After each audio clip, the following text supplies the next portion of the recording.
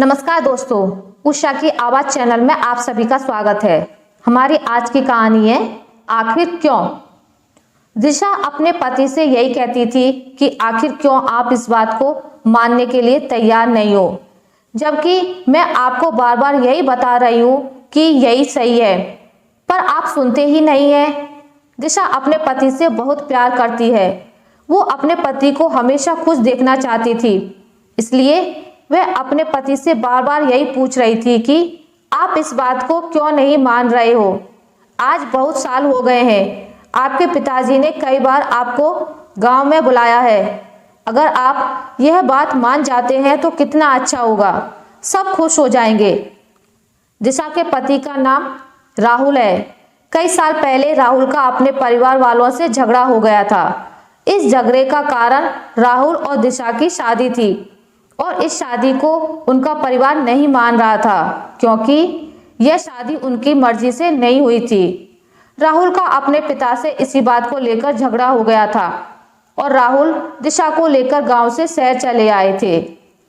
राहुल की मां ने राहुल से बात भी की, पर राहुल के पिता नहीं माने और राहुल को अब बहुत साल शहर में हो गए हैं।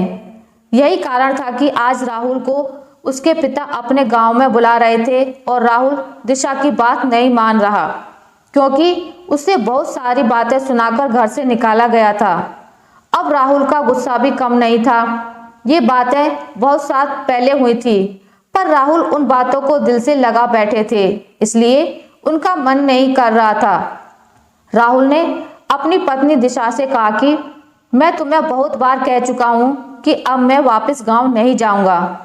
तुम इस बात को क्यों नहीं मानती हो? क्या तुम्हें याद नहीं है कि हमारे साथ क्या हुआ था? अब वापस जाने के लिए क्यों कह रही हो? अगर उन्हें चिंता होती तो वह इतने साल में एक बार तो पूछते, पर ऐसा नहीं है।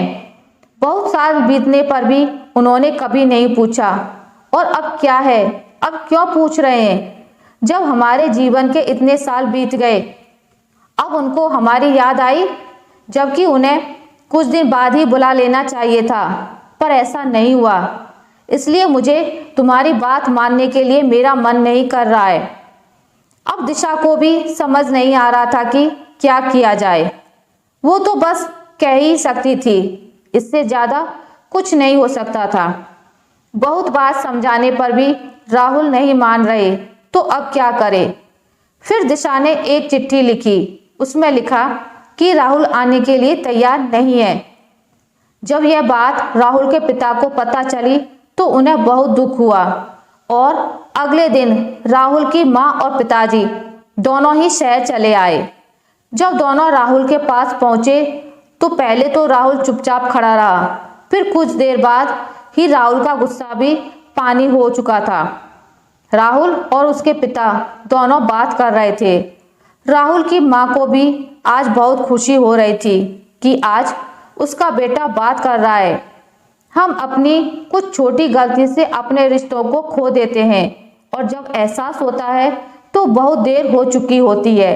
इसलिए सभी को माफ करना सीखें, तभी हम खुश रह सकते हैं। आशा करती हूँ आपको मेरी आज की कहानी अच्छी लगी होगी।